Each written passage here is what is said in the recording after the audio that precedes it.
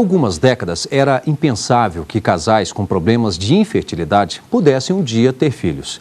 A descoberta de técnicas de reprodução humana trouxe soluções para essas pessoas e gerar uma criança após a morte de um dos pais tornou-se uma realidade. O direito de família também sofreu mudanças e, com base na legislação atual, é possível garantir o direito de herança ao filho que nascer depois que os genitores morrerem. Para responder a esse e outros questionamentos, Fernando Neri, mestre em Direito Civil, fez um estudo sobre o tema.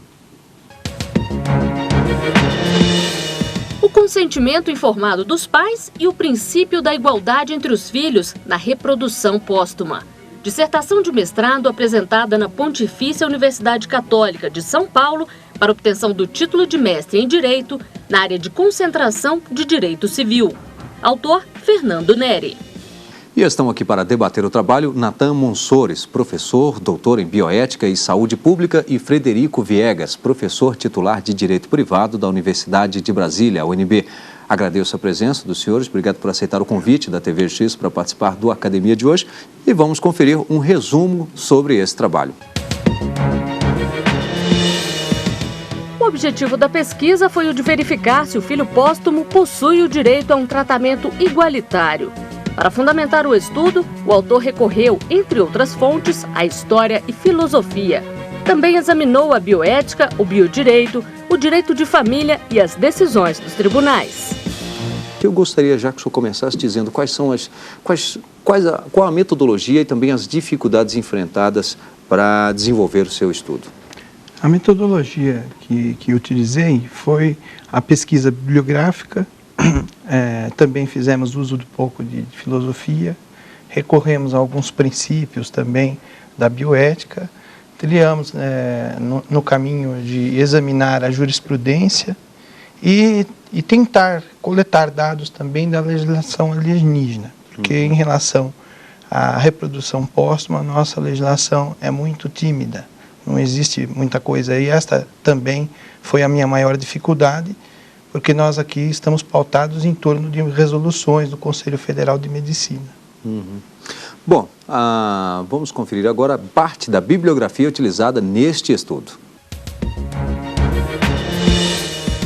A nova filiação, o biodireito e as relações parentais, de Guilherme Calmon Nogueira da Gama, editora Renovar. Manual de Biodireito, dos autores Maria de Fátima Freire de Sá e Bruno Torquato de Oliveira Naves. Del Rey Editora. Reconhecimento de paternidade e seus efeitos, de Caio Mário da Silva Pereira e atualizado por Lúcia Maria Teixeira Ferreira, editora Forense. Bom, estão aí 3 obras que o senhor mesmo destacou, né? Agora eu queria que o senhor comentasse cada uma delas. Sim, a obra principal que deu assim, o início mesmo, a minha pesquisa, ela faz parte inclusive do meu projeto, é a do professor Guilherme Calmon Nogueira da Gama. O professor, essa obra ela se refere à tese de doutorado que ele defendeu. Ela é muito vasta no que se trata e diz respeito à filiação, voltando-se para a reprodução humana assistida.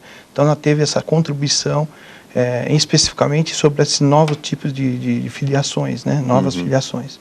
A segunda obra apontada, que veio, estou citando na cronologia da própria pesquisa, porque você vai fazer uma pesquisa e esses trabalhos vão vindo, surgiu o Manual do Biodireito, que é um trabalho excelente, no meu ponto de vista me ajudou muito a clarificar o entendimento a respeito dos discursos sociais.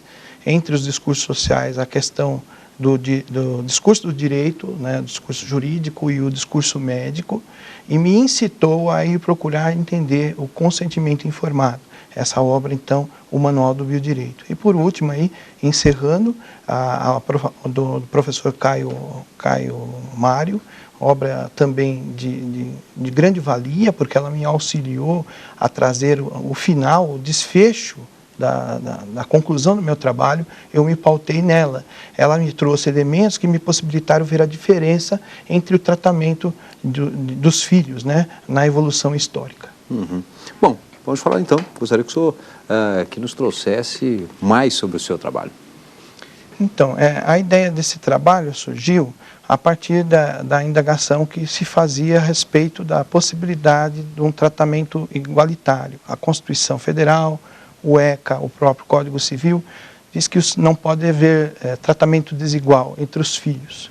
E nós verificamos, então, que a legislação ela é lacunosa no tratamento do direito sucessório para o filho que é gerado após a morte.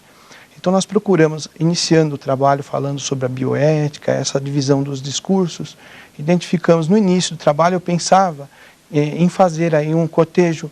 A vontade dos pais, ela pode ser mais importante do que a igualdade entre os filhos, porque esse filho que nasce após a morte do pai, ele não está recebendo um tratamento igualitário, como se ele se localiza no cosmos, né?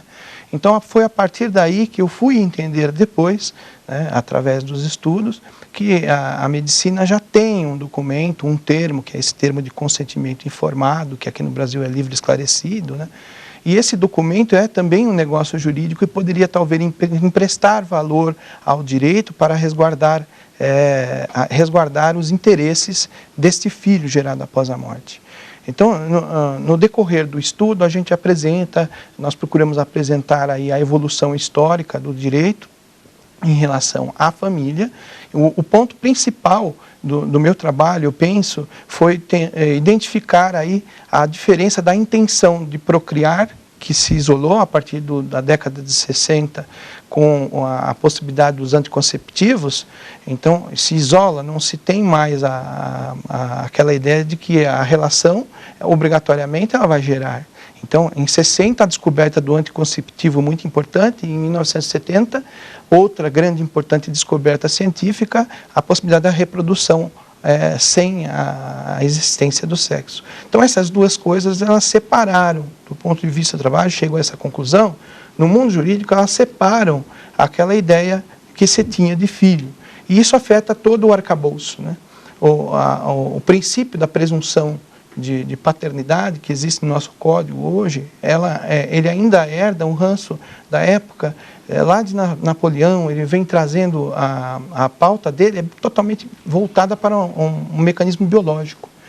E ao final do estudo, né, evoluindo o entendimento, nós chegamos à seguinte conclusão, de que o artigo 1597, sozinho, ele não é eficaz, mesmo que não se procure dar uma interpretação, né, porque diz que será considerado filho aquele que nascido após a morte. A filiação, não se tem dúvida quanto a ela, mas e o direito sucessório? No nosso entendimento, cheguei a essa concepção, eu não posso dar um tratamento diferenciado. Ou eu trato como filho aquele que é filho, respeitando a sua condição no cosmos, né? Ou então ele fica só como filho e sem direito sucessório. Os autores puxam aí, os doutrinadores nacionais, eles todos buscam dizer que poderia se aplicar a prole eventual. Então, a prole eventual, ela tem essa previsão, né? Existe esse nome de prole eventual, que foi modificado por Rui Barbosa no Senado, mas a prole eventual, ela vai entrar dentro do segmento da sucessão testamentária. Então, há uma distinção na forma de tratamento. O testador, ele pode dispor se ele tiver o interesse, não está abrangido na parte legítima no direito sucessório. Então, aqui haveria também um problema, né? E dentro do direito alienígena, nós estudamos essa questão voltada para a bioética, para a medicina, a importância do termo de consentimento dos pais. Aquele documento que é realizado antes de fazer a inseminação, ele pode emprestar valor jurídico. E dentro do direito alienígena, na Espanha, nós identificamos que se o pai ele reconhecer por meio de escritura e através desse consentimento informado, esse filho pode abarcar o direito sucessório. Então, dentro dessa interpretação, é claro que nós procuramos oferecer, talvez, uma saída, mas essa foi uma solução que surgiu só no final do trabalho. Não pudemos aprofundar nesse sentido. E se houvesse uma alteração em relação ao registro, para poder dar um valor jurídico também a esse projeto de procriação, como já existe o Cisembril, que é uma preocupação por parte da Anvisa, de catalogar, de se ter todo... Então, o trabalho ele permeia a RIMAC, todo esse contorno. Existem também outros problemas que nós também abordamos, mas, ao final, entendemos que sim, existe o direito, mas hoje ele depende da interpretação judicial. O juiz, interpretando o caso concreto, ele pode negar o direito. Então, para que não se negue, o legislador vai ter que criar uma situação que haja aí a boa-fé de terceiros, talvez um registro público. Penso eu que seja este o caminho. Bem, nós vamos a um rápido intervalo e em seguida estaremos de volta já com o debate aqui no Academia. Até já.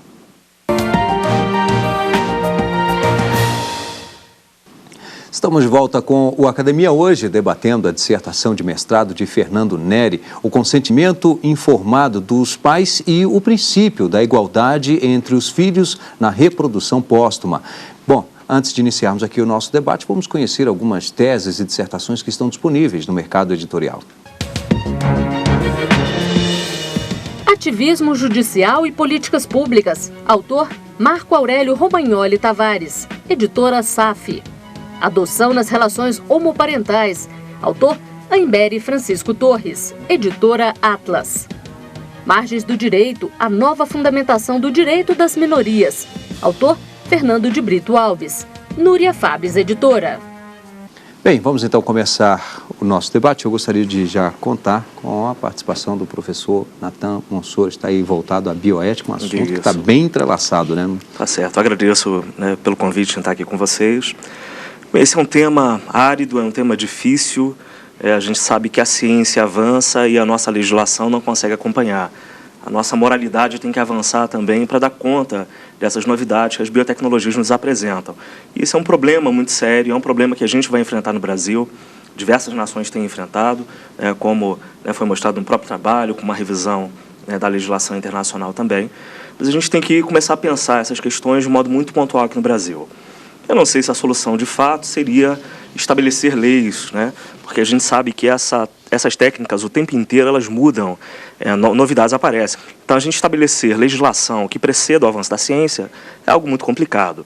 Então, talvez estabelecer uma comissão nacional aos moldes do que existe, por exemplo, na França, na Itália, uma comissão nacional de bioética e biodireito, talvez, para discutir, antecipar um pouco desses temas e passar informações para os nossos legisladores, nosso poder judiciário também poder tomar suas decisões.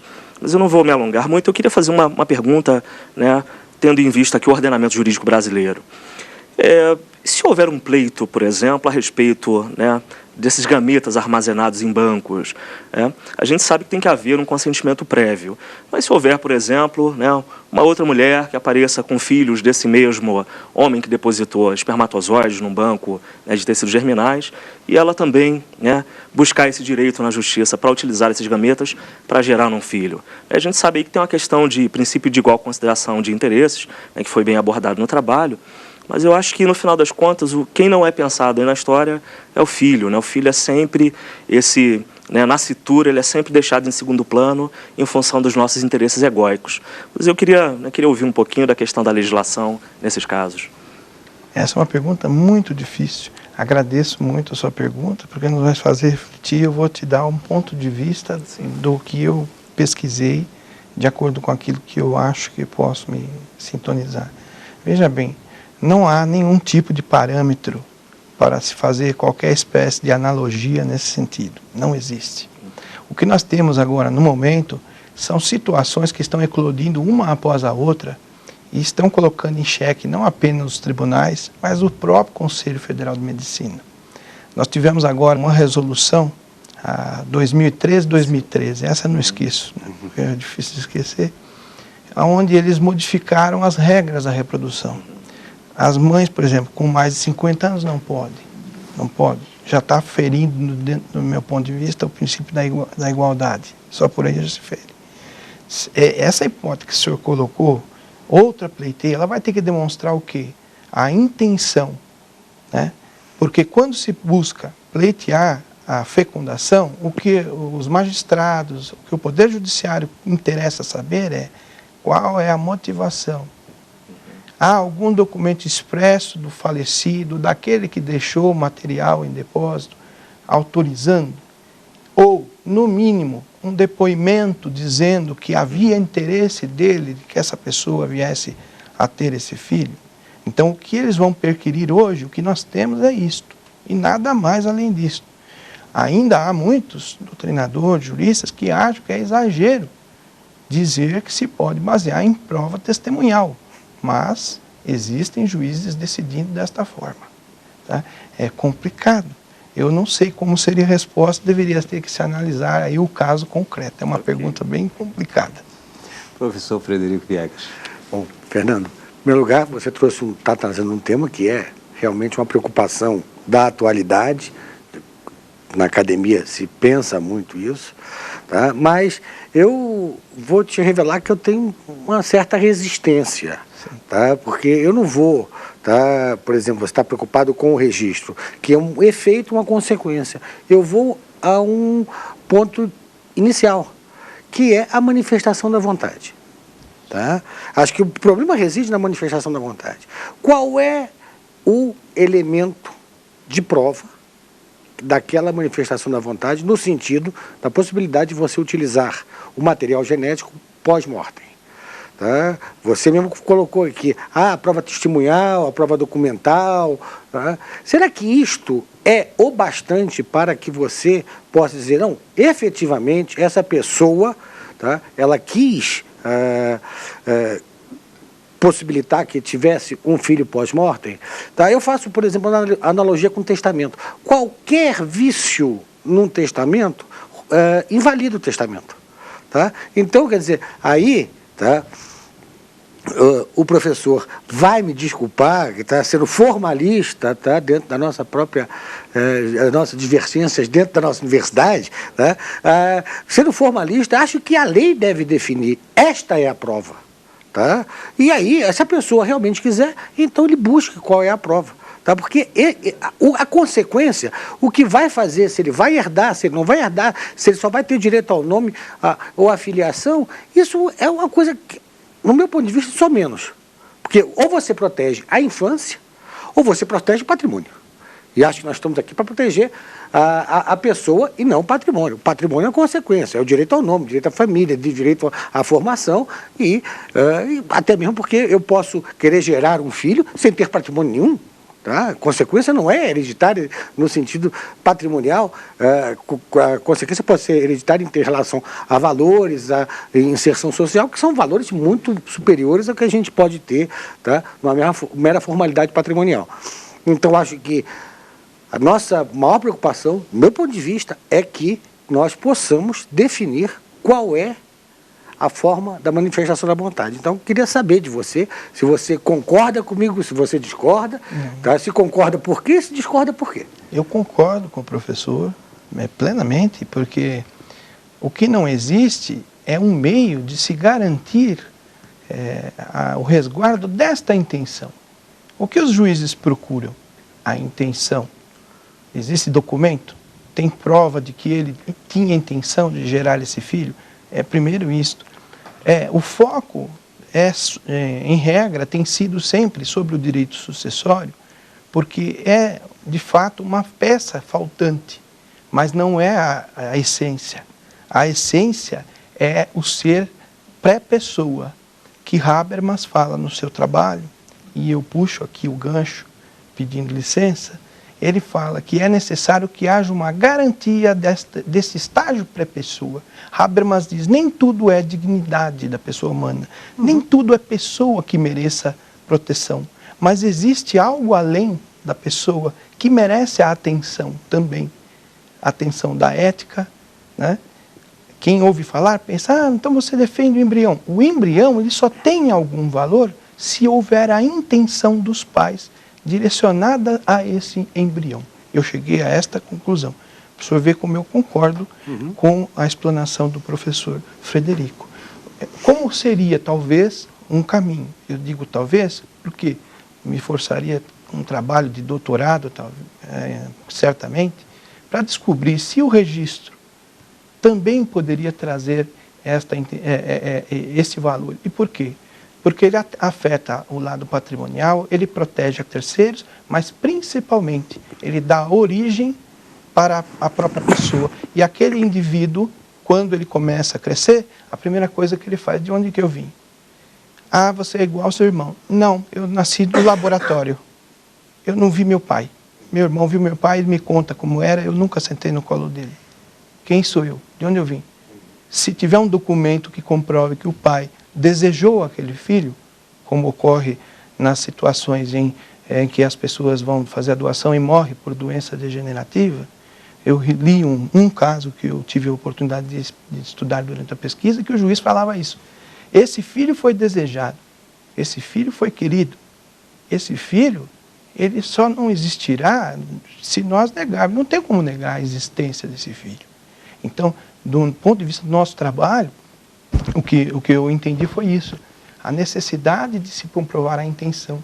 Então, esse registro anterior seria para evitar diversos problemas, mas principalmente o resguardo da dignidade dessa pessoa após nascida.